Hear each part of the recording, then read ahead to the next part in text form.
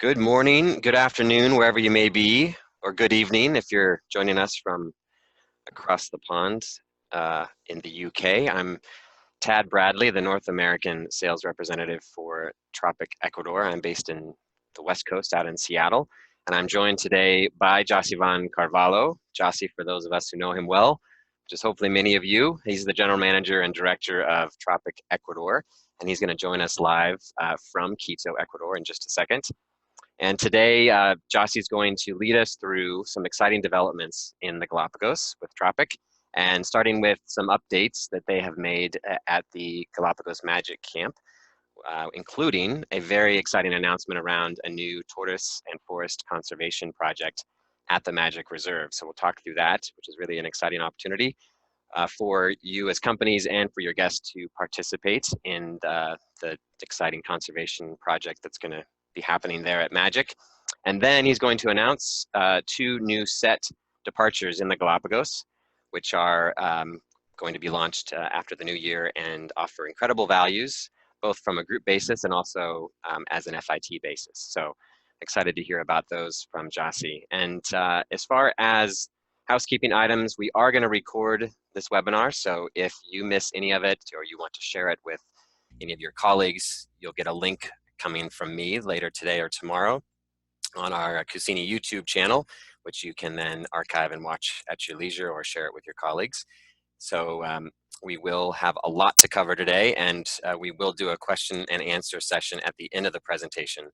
So go ahead and put in any questions that you may have in the Q&A panel or the chat panel in your Zoom control panel. So we do have a lot to cover.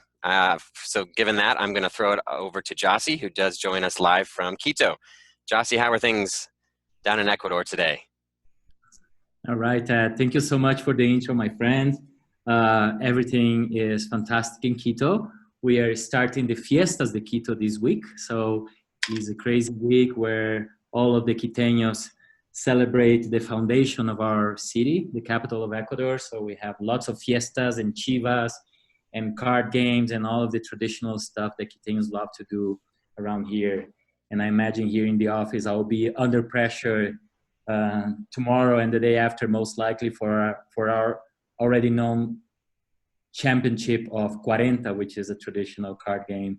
But yeah, December is starting. So is that month of the year where we're all thinking about the holiday season and our families and decorating our homes. We just started this weekend. And obviously for our operations team, it's time to get ready for the peak of the season, those crucial weeks at the end of the year when we have lots of your clients on the ground. I would also like to thank all of my friends and the people that I care so much on this industry joining us today. Thank you so much, guys, for your support.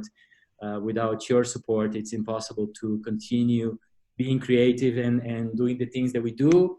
That includes growing our team every year. We are now 25 people.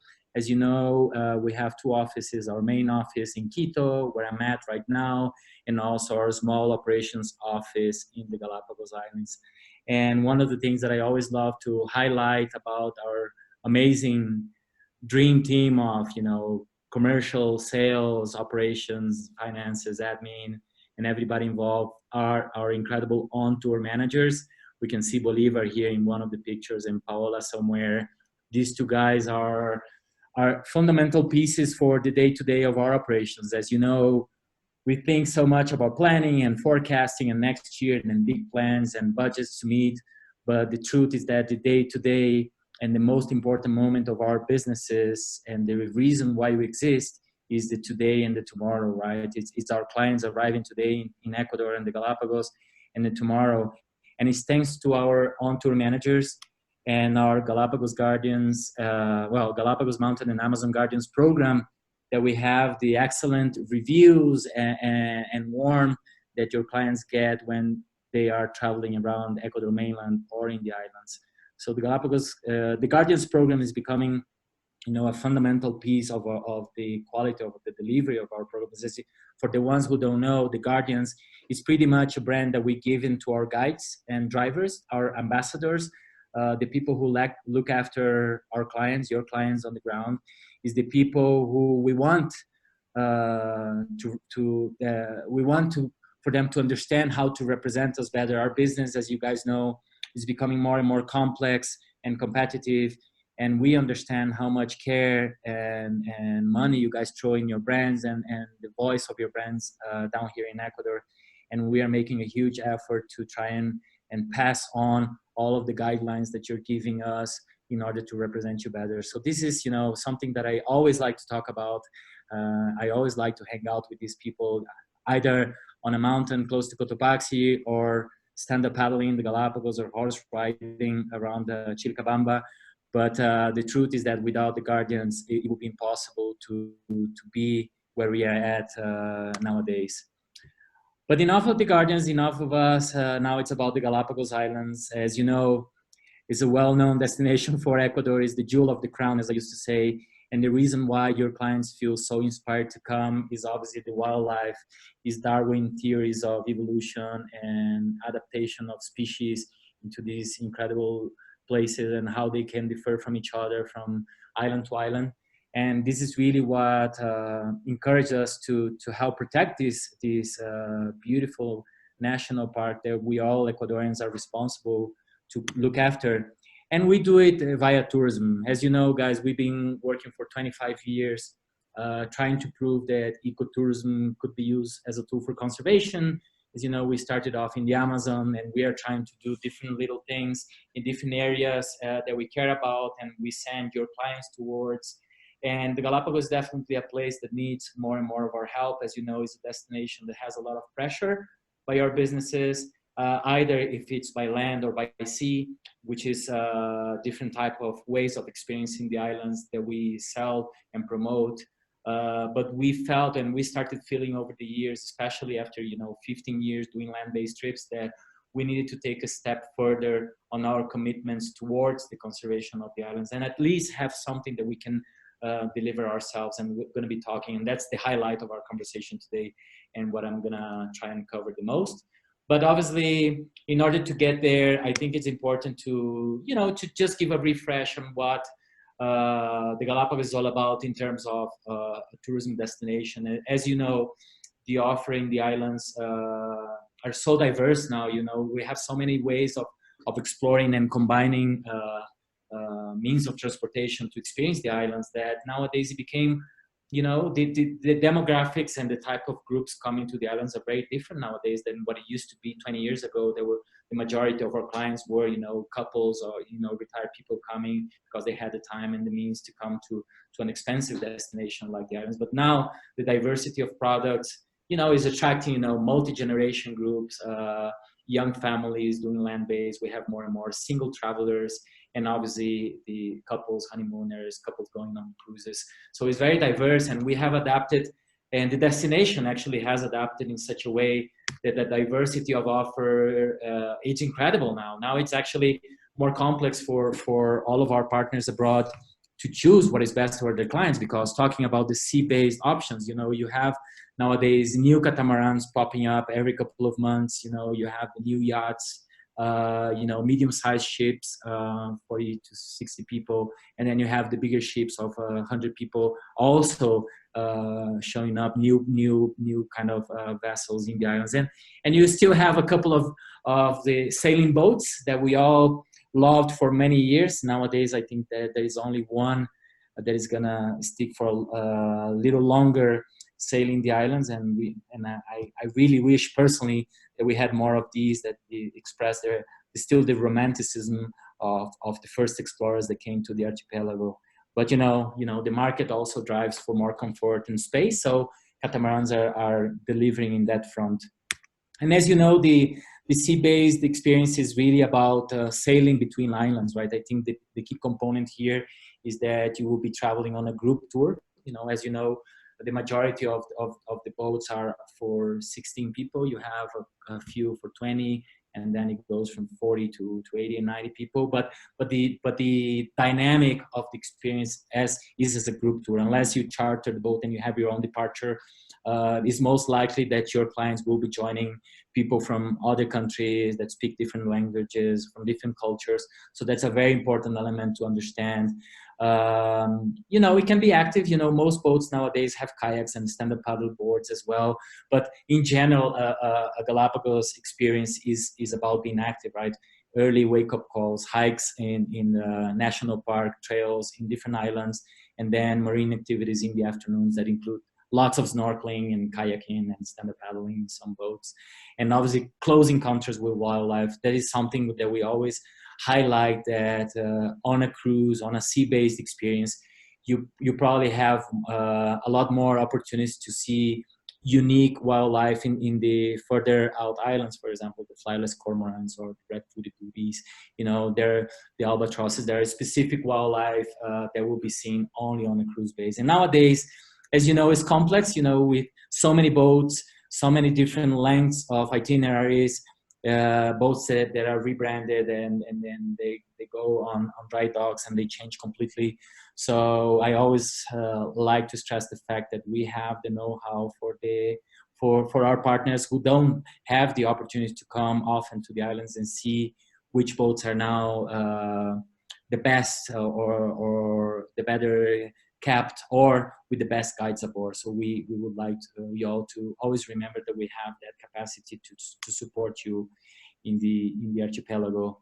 And then the land-based, right? And this is a huge part of the conversation that we're going to have because nowadays, believe it or not, 65% of the demand going to the Galapagos go on a land-based experience. So it's incredible how the way people are experiencing the islands changed in very little time. You know, this is been developing for the last 12 years most likely, where talking about land-based was kind of a crazy idea. I remember with some of you probably, I went to the islands 10 years ago, 12 years ago on a walking tour in Isabela, and it all felt very, you know, innovative and unique and different and even crazy and an adventure. And nowadays the majority of people going to the Galapagos Islands stay on a hotel in one of the 4 islands, right? And the diversity of accommodation, right? And back in the day, it was only the beachfront bed and breakfasts. Nowadays, you have high-end properties, very exclusive ones. You have the boutique-style properties in town, some more family-friendly options, beachfront, and also wilderness lodges that are popping up in the highlands of all of the islands. And the way to experience a land base, you know, it's very different from a cruise base, especially from the fact that you're staying in one hotel and that's not moving, and you are doing. But what is actually similar to the dynamic of a cruise is that you go obviously every day on an excursion, right? But a land-based excursion can be, or a land-based package can be, you know, a lot more flexible. You know, cruises have a regimented itinerary all the time that is controlled by the national park. On a land base, even though we go to the national park and we are also controlled by the authority of what you can do or what you cannot do, the flexibility of tailoring an experience is there, right? You can meet the locals, you can spend a lot more time with the local community, you can engage on more hands-on experiences like, you know, a surfing workshop with a local surfer or a cooking class with a local family. Or, you know, you can be a little bit more active. You can go on a day trip diving and come back to town. You can stand up paddle, snorkel, and kayak in the Tabaca Channel with us. You know, families is fantastic for the little ones to have a little bit more space and freedom, and also downtime for them to enjoy. And obviously, we always recommend, you know, to include and incorporate a day trip to one of the national park islands for your clients to experience, you know, one of the islands that wouldn't have any kind of infrastructure, to have the feel of you exploring the national park. And also a huge difference are the means of transportation, right? When you are on a cruise, you're staying on a boat, right? You're on a liveaboard and you're moving from island to island. You're sleeping on your little cabins there. And on a land-based experience, you're gonna move on the day trip boats, right? On a boat that will go for the day to Seymour, to Bartolomé, to South Plazas, or to Santa Fe. These are the 4 islands around Santa Cruz where you do day trips, and you have a snapshot here of the Wind Roses, one of the day trippers that we use to go to the nearby islands. And then for the island hopping experiences, you have two means of transportation, right? You have the speedboats that will take a couple of hours to move from one island to another, or for clients who are really worried about being seasick or would like to avoid the rough seas of September and October, would prefer to go on a flight, or just prefer to go quicker and easier. They will take the inter-island flights. They will take only 25 minutes to move between Isabela, Cristobal, and Santa Cruz. And jumping into the Galapagos Magic, as Tad mentioned, we're going to give a quick update. You know, we've been talking about the Galapagos Magic for, you know, some time now, several months. And this is a new venture that we've been involved in helping develop, that now is fully operational. It's and I would like to go back to why we decided to support this project and facilitate this development. And it's pretty much this difference that we've been seeing developing over the past few years in the Galapagos, right? The concepts of luxury now that we hear so much, you know, concepts like, you know, the exclusive lodge in the highlands of an island, or this branding of the Relax Chateau now popping up on boats, on hotels. We don't have anything against luxury yet. We actually sell a lot of luxury properties in Ecuador mainland as well as in the Galapagos. But considering the Galapagos is a national park, we feel like the ecotourism concept cannot be forgotten, right? The idea for people to experience a nature destination where small groups, educational experiences, hands-on experiences, and in general, the messaging of a journey there should be in the different elements of a client's journey, and that's part of the Galapagos Magic process of development. And the other is this discussion between cruise and land, right? We are obviously one of the early adopters of promoting land-based trips. We believe that obviously there are clients that are definitely meant to go on a cruise, but to us, land-based experiences and the development of a land-based offer meant that we've been helping a lot of local entrepreneurs to develop their businesses and benefit from tourism going to the Galapagos Islands, and not just seeing the wealth of tourism sailing in front of their islands. You know, now is actually a lot of money is staying in these little towns. You know, we're employing and training local guides that might not have the opportunity to be on a liveaboard. We are helping local restaurants, local artisans, small reserves, the hotels, transportation companies to benefit from this business. But it's also, you know, a fact that is also the urban areas, especially Puerto Llora, are developing quickly, and not necessarily in the way that we would love for these small towns to develop, right, in terms of urban planning or just the beauty of a little town in the middle of the Pacific Ocean and in the Galapagos Islands, right? So we do fear that some of our clients might be shocked by the size of some of these towns, especially Puerto Llora. But then going back to the land-based development, the opportunity, there are big rural areas that belong to the locals that can be developed. And that's where the Galapagos Magic started to make sense, right? That we felt that there was an opportunity here to develop on a property that actually has giant tortoises on the ground, to develop this experience of spending a night or a few nights in tune with nature on an ecotourism experience, but most importantly, benefiting an initiative that would protect an emblematic species like the giant tortoises in the Galapagos. And this is pretty much what is the drive of the Galapagos Magic. This is the reason why I personally, as well as Tropic, decided to get involved and support our local partner to take this property to the next level, to develop the infrastructure that we've been developing for the past, you know, several months in this specific place. So in terms of location, we're talking about Santa Cruz, which is, you know, is the main island of the archipelago, the main tourism island, right? Is where a lot of the infrastructure focus on tourism develops. Is the biggest port, an entry point with Baltra for flights coming from Quito or Guayaquil. And Galapagos Magic is located in the highlands of Santa Cruz. As I said, is a rural area of Santa Cruz. and the location is very interesting because it is kind of on an altitude where the giant tortoises come and chill for most of the year, right? They just go down to the national park to nest and then come back to these particular areas to just relax and eat and have a good life for most of the year.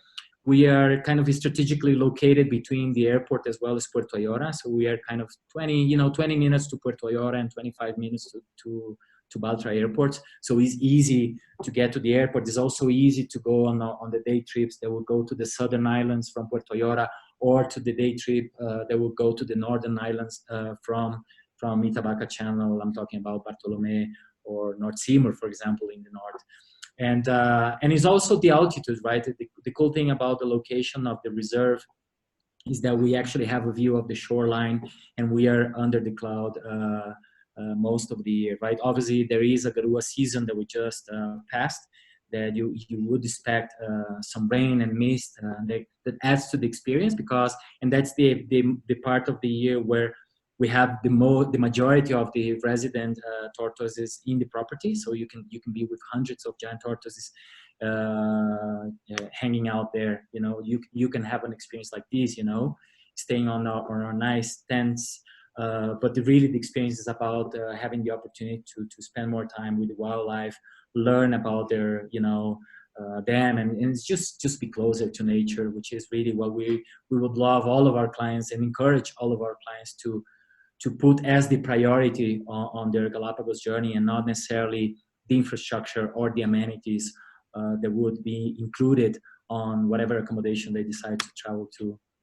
So going back to some of the basics, the Galapagos Magic in terms of infrastructure, we have two infrastructure already developed in terms of accommodation. We have 6 tents. These are, walking tents with running water, private bathroom. It's just inspired on an Africa safari style tented camp. That actually Tad is the expert. He could give his takes on the view, on the style of our tented camp compared to the multiple Africa safari tents that he knows. But also we have, the favorite accommodation of my kids, the tree houses. These are emblematic infrastructures that came before any other infrastructure at Magic, and this is a favorite of the kids. They're very unique. It's basic, and the only difference, the main difference with the tents is that within the tree houses we have the shared showers, right? We have toilets within the towers, but not the showers. And we're very excited to announce that we have plans to build 4 suites next year in the property as well, to add to the different kind of infrastructure style that we planned for the property. And this is with the only intention to give more space, because we're getting more and more interested from families to come. So we want, a bit more space in the rooms, as well as the possibility to have interconnecting rooms to, facilitate for families or intergeneration families to come and have a good time and be comfortable within the property. So, a little bit of the look and feel of the tents, 2 beds and the private bathroom, but I think the picture says it all. The opportunity to have a giant tortoises and overlooking at your tent is really the beauty and that most clients would expect. So we have 6 of these, and the tree houses. These, you have another picture with a different light of the day of the tree houses. We have 4 of these very close to the tents. We also have kind of an open air restaurant, also inspired on a kind of a safari experience. Again, with the idea, you see the 2 kids here, they're already famous in my presentations. That's Alegria and Tiago, my kids, who are huge fans of the Magic and demand to go to the Magic at least a couple of times per year. And I'm happy to take them there instead of other places where kids would usually demand their parents to take them. And I mean, the opportunity to have a breakfast, seeing a giant tortoise cruise by is really unique. It's the only place in the Galapagos Islands where you can have an experience of spending the night with the giant tortoise and then having breakfast with one. So comfortable food, a la Tropic. And this is really, we want people to be comfortable, to have a great time, but the idea is to keep things simple, right? To run these as an expedition camp. the lava cave, of the lava lounges. They're already well known by some of you.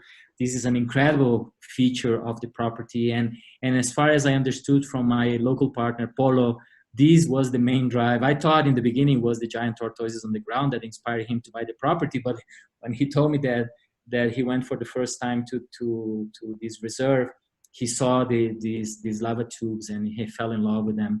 And that's why he decided to acquire it.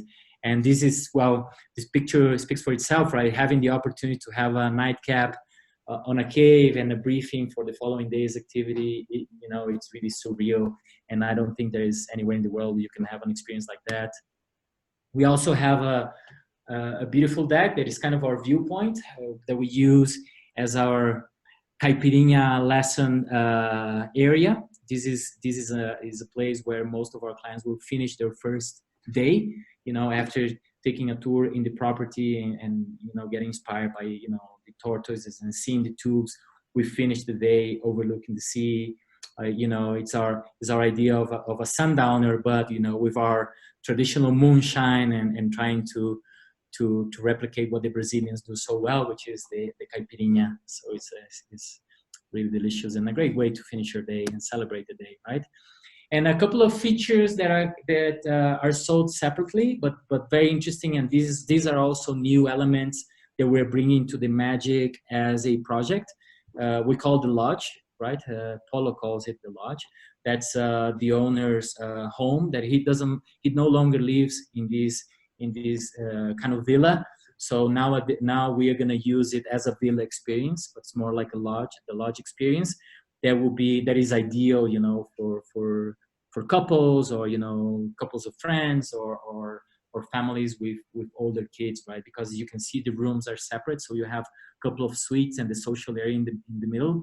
So this is not ideal for families with young kids, but then with teenagers is fantastic. And the little house overlooks the entire property and the ocean, and it's really, really special place to hang out. So this will be a fantastic kind of more exclusive way to experience the property and the Galapagos Islands.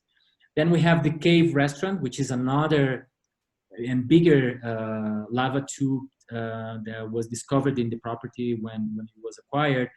And Paulo has this idea to create the first cave restaurant in Ecuador, really. And I don't know if in the world, maybe there are only a handful in the world, but there's an opportunity to have a kind of a private dinner, for an exclusive group of people that would like to have kind of a different experience. So we can put live music there, and as you can see, very unique and different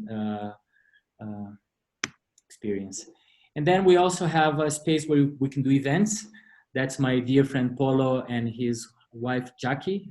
I had the privilege to be last year on their wedding, and we found out it was, it is a perfect place to do kind of a private event. It could be either a wedding, but it could be kind of a meeting and a small incentive with executives, or what I think, for your clients, if you charter boats often, it could be an interesting place for you to, provide a certain activity for your clients when they are in Santa Cruz and have kind of a private access to a reserve like the Magic as well. So different ideas on how you could use and explore and help us out with the development of the business at the Magic, the Galapagos Magic. But this is the real reason why I decided to get hands-on and involved with the property. And we called it the Galapagos Forest Initiative. And this is what Ted just mentioned. Our idea here is to separate part of this reserve to recuperate the original habitat of the giant tortoises. So we have agreed with the owner. We actually have already developed and mapped what we want to accomplish here. So these are 12 hectares. The property has 40 hectares. So on the first 12 hectares, we are going to separate as a reserve, an intangible zone, let's call it like that, as we used to do on our Amazon days with the Waorani people. This is going to be an area dedicated only and exclusively to the reforestation of this particular pasture area there is nowadays with escalesia trees, which are endemic from the Galapagos Islands. And we are planning to plant over the next 4 years 48,000 trees. And this, hopefully with your guys' support and help, all of your clients staying at Magic will contribute $5 per night when they stay. That goes straight to the conservation project, as well as if you have groups coming for the day to experience the cave or on an event, they will be allowed to go into the reserve as well and support its conservation with a small $10 entrance fee. So the idea, apart from the reforestation program, will be to develop an ecological trail for clients to be able to go on a self-guided walk or with their own guides to understand what the project is all about, and obviously the accomplishments that we'll be developing over the months and over the years as long as we start recuperating hectare by hectare. We have also plans to build a couple of drinking pools for the giant tortoises. So this is probably and hopefully will be seen by the giant tortoises as their spa. We already have a few drinking pools in the property, and that's the place where they love to hang out. So we feel like this is something that would add to their, you know, to their experience coming to relax in this area. And we want it to become, you know, a sanctuary for them. And we also will be building, to begin with, along with the trails and the pools, an interpretation center, you know, for clients to go in and prepare for this walk and understand what we're trying to accomplish, you know, to learn more about the giant tortoises, to learn about this first private initiative to create, you know, a reforestation program. We're also discussing with an organization there that understand carbon offsetting. So we most likely will link the reforestation program to a carbon offset scheme program that would also be interesting for you guys to explore with us. And another element that will be developed on the beginning of the project is a small nursery for the trees, right? We are going to develop this in partnership with the Galapagos National Park as well as the Charles Darwin Research Station, two organizations that, you know, they rule any conservation initiative in the Galapagos, and we obviously want to go along with them to have the technical support as well as the offer we already have from the National Park of the donation of the first several thousands of trees and their guidance. So it's obviously a couple of organizations that we want to maintain involved within the developments and the findings, right? And the big opportunity here is that, well, during the first 4 years is going to be a lot of labor intensive. This is about recuperating a habitat. But then my expectation, our expectation is that after the 4th year, we will be developing research, right? Because we obviously want to use the giant tortoises as the emblematic species to bring your support. But we are pretty sure that with this area reforested, all sorts of different bird life will start coming, and then we'll be able to start doing research around the wildlife that will be coming and staying hopefully in this area. You know, real quick on what can be done. If you ask me, you know, okay, Jassi, but we're gonna go to Magic, and then what do we do? Well, that's pretty much the approach of, you know, the traditional way we've been working together for the past several years in terms of the experiences within Santa Cruz and the island, right? You have multiple things to do. You know, you have easy to get to places like Las Grietas or Tortuga Bay in town, or the twin craters in the highlands, or Cerro Mesa. There's also a well-known area to go and visit, but then also engaging with the local community, going to the artisans shops, doing cooking classes and all different sorts of may introduce you experience we are developing in the island. As I said in the beginning, it's an active experience. We want people to be out there and explore nature and interact with nature, you know, in the closest manner. And the best way of doing it is being active, like stand-up paddling, kayaking, mountain biking, or snorkeling. That's kind of a, you know, a must on every single activity or excursion that we put together. As well as I mentioned before, a combination of visits to the nearby islands, right? So day trips that will take you to, you know, Bartolomé, Santa Fe, North Seymour, and South Plazas. And all of these 4 islands are a bit different from each other. You know, you have the iconic views of Bartolomé, or maybe a chance to snorkel with the penguins, but then seeing land iguanas in North Seymour or Santa Fe are, you know, to me, incredible opportunities. So it really up to the client. We can choose. There are multiple choices of day trippers available that we can choose the right itinerary to fit your client's interest.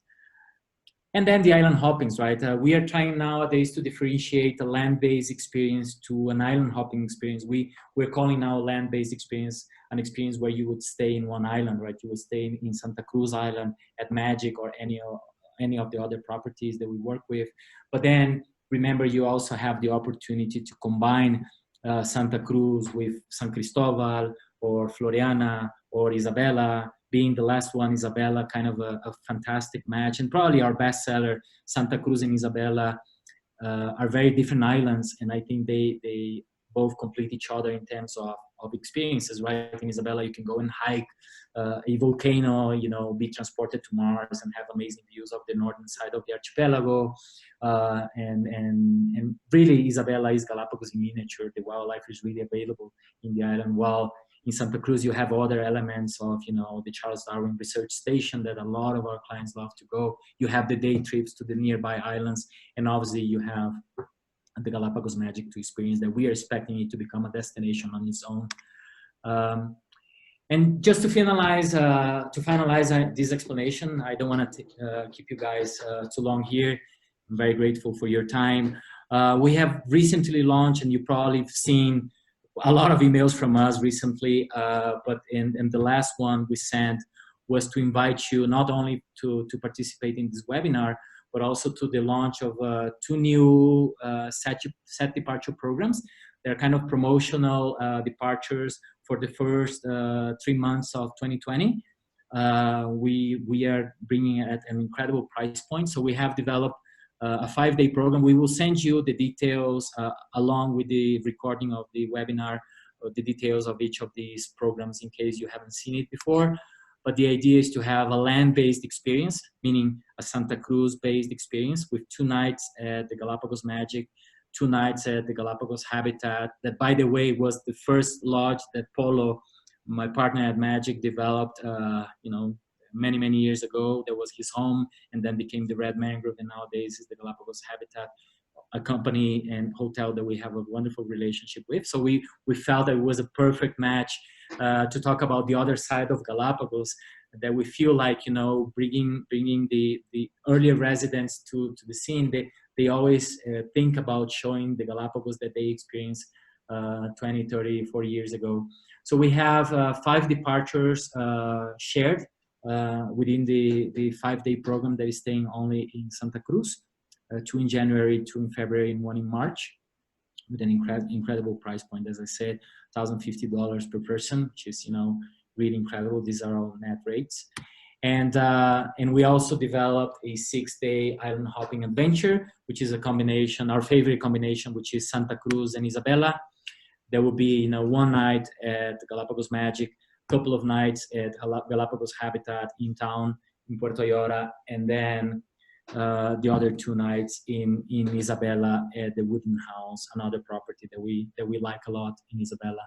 So, you know, different type of experiences at great price point. We really encourage for you guys to support us promoting these departures. You know, I also have a little pitch here related to what we felt during October, during this small crisis we lived, a political crisis that we are seeing all over the world now. It did affect our sales during that month, and we are just trying to be a little bit more proactive and give you more tools to promote Ecuador and the Galapagos Islands. Of course, that's our job, to try and bring always new things for you guys.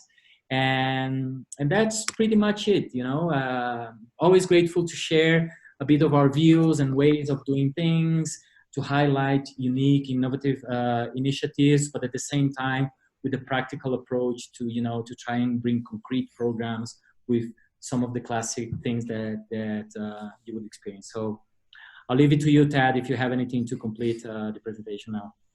What more can I say, Jassi? Excellent overview of the new happenings at Magic, but also of the different opportunities in the Galapagos, both from a cruise standpoint as well as from the land-based, and the combination of the two. And super excited to hear about the forest initiative at Magic. A lot more to come on that in the coming weeks and months and years. And one question just around the Galapagos Magic Forest Initiative is how can companies as well as their guests get involved in the project, and what can they do? Is there a hands-on opportunity?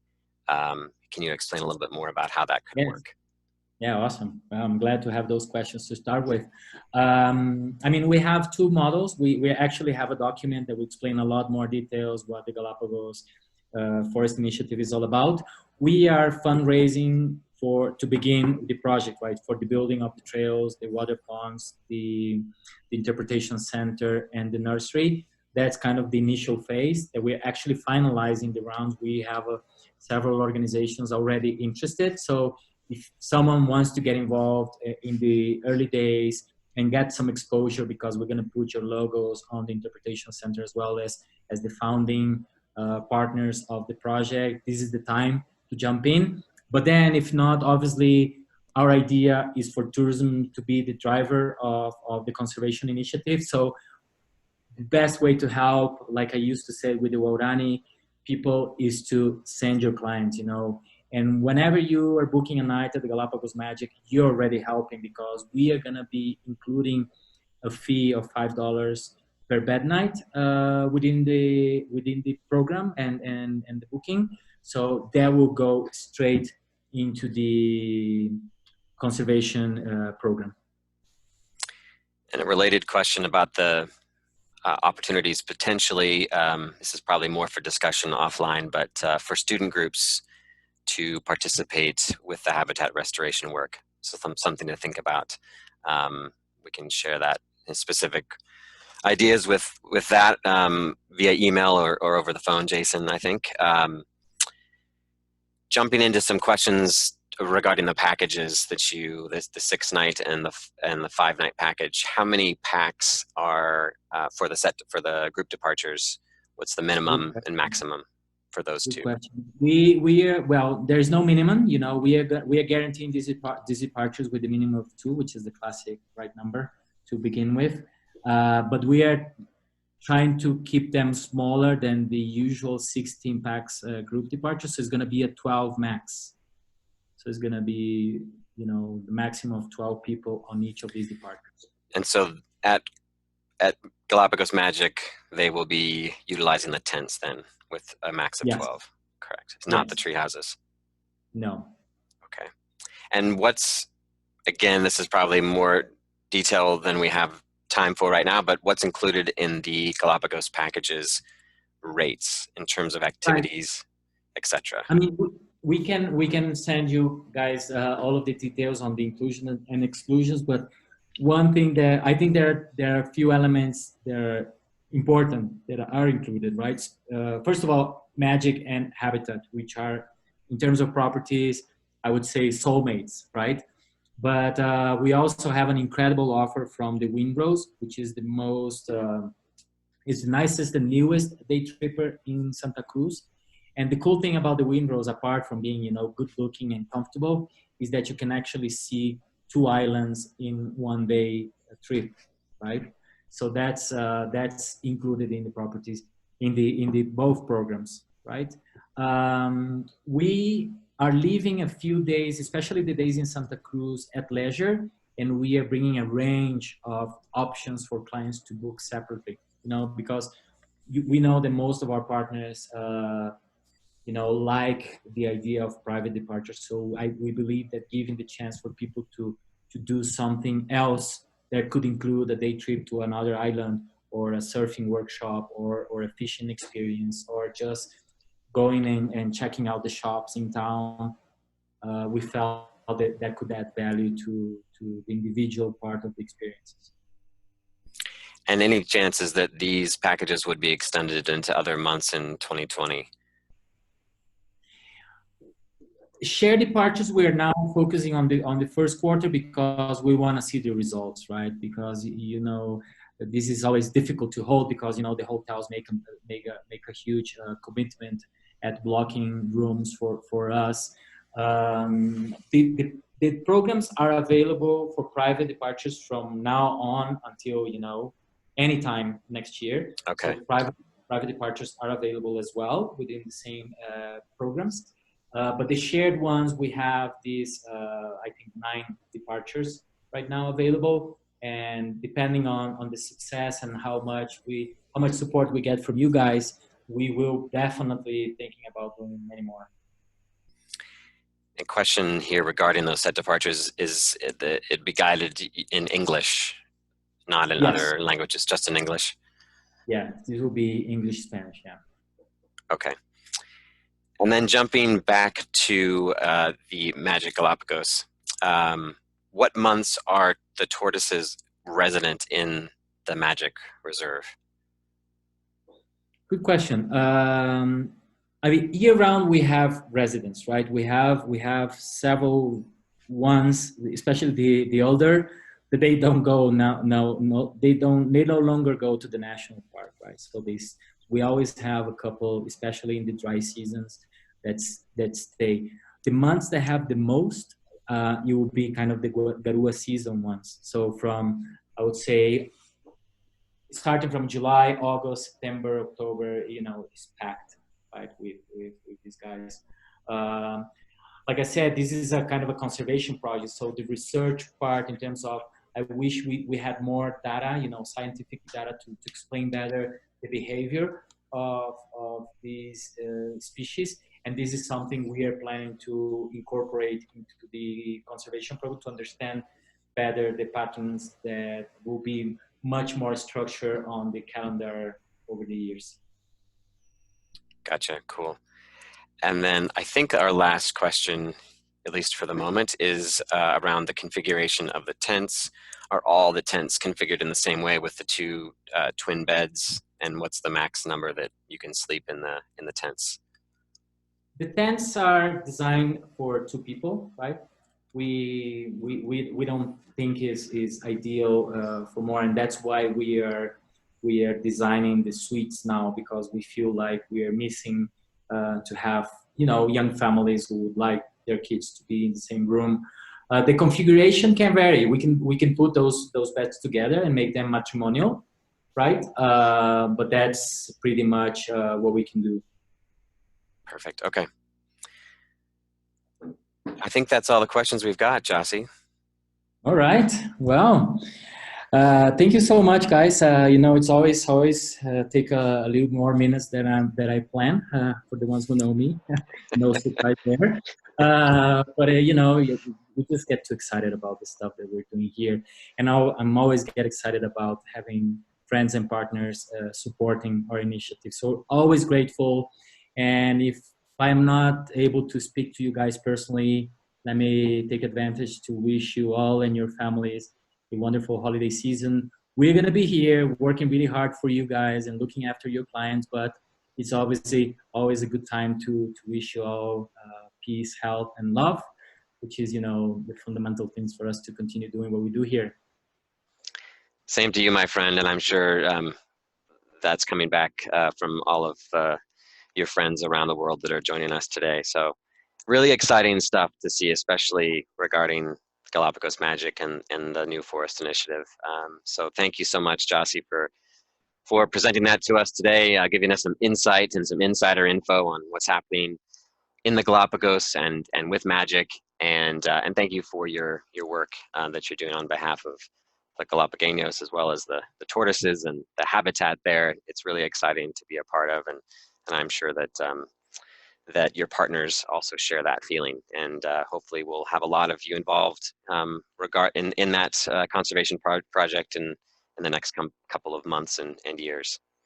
We will send out a bunch more information along with the link to the full recording on the set departures, as well as the conservation project and the new developments at Magic. And you can always contact me if you're in the States, or if you're one of our European friends. I'm happy to field questions from your side as well.